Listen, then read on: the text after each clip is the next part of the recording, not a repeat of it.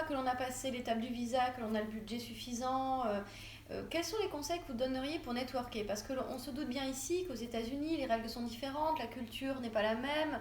Il y a sûrement, alors sans parler de trouver ses investisseurs qu'on évoquera par la suite, mais déjà pour networker, parce qu'il faut trouver ses équipes, ses partenaires, se faire une place. Quels conseils donneriez-vous? Moi, je dirais qu'il faut embaucher des Américains qui connaissent le métier, parce qu'eux, ils ont un carnet d'adresses que vous n'avez pas.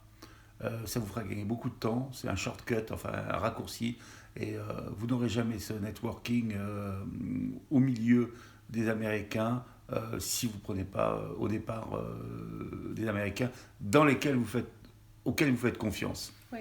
Je crois qu'aussi qu'en prenant des experts comme ça, on peut vous mettre dans la bonne direction pour trouver les bons endroits de faire le networking.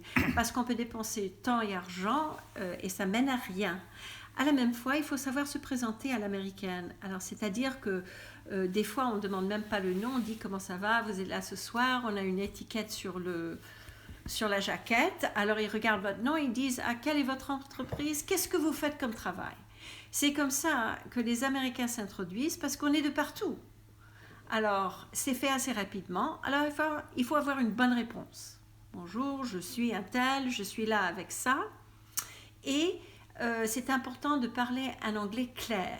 Alors, si vous allez faire l'accent français, il faut qu'ils vous comprennent. Oui, alors je rajouterai peut-être aussi ce qu'on appelle l'elevator pitch, oui, c'est-à-dire le discours en quelques secondes pour se présenter et que la personne en face comprenne ce que l'on fait est peut-être primordial quand on veut networker ici. Et je travaille avec tous les entrepreneurs d'avoir ce elevator pitch, surtout quand ils vont commencer à chercher les investisseurs.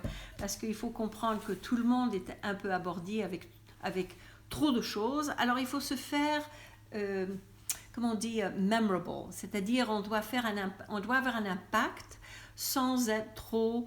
je ne sais pas comment dire, passionné ou embêtant, etc., etc. Ok. Donc... On pourrait traduire comment elevator pitch en français?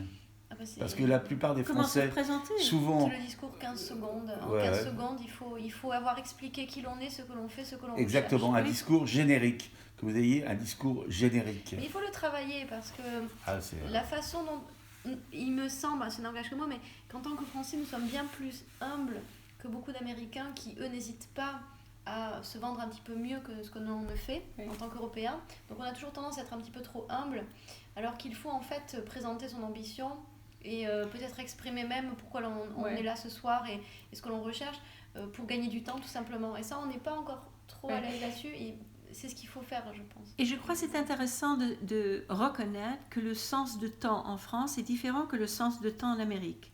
Ici, on a time is money. Alors, c'est-à-dire qu'on ne perd pas son temps, on cherche les personnes avec lesquelles on veut faire des affaires ou qui puissent nous aider dans notre affaire et on n'a pas le temps d'être gentil, parler, gossip, etc.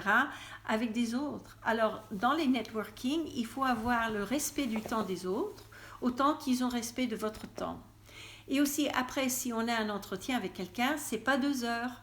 Il dit, j'ai 1 heure, alors vous vous pointez à l'heure.